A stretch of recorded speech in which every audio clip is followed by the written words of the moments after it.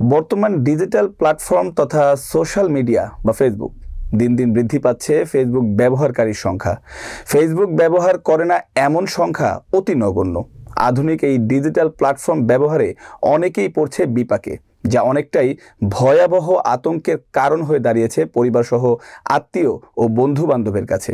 এমনকি এক বিপদের মুখোমুখি নেত্রকোনার দীপন রায়।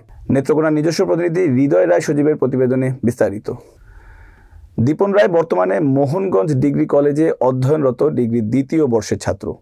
আত্মীয় স্বজনের সুবাদে বর্তমানে সে গাজীপুরের দক্ষিণ সালনা এলাকায় অবস্থানরত।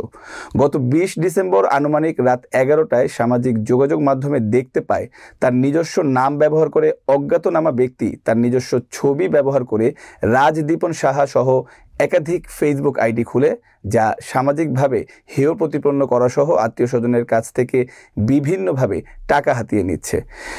একের পর এক ফেক ফেসবুক আইডি থেকে ব্ল্যাকমেইল করে আসছে, যা কোনোভাবেই থামানো যাচ্ছে না। এই অবস্থা থেকে পরিত্রাণের জন্য জিএমপি সদর থানায় অভিযোগ দায়ের করে।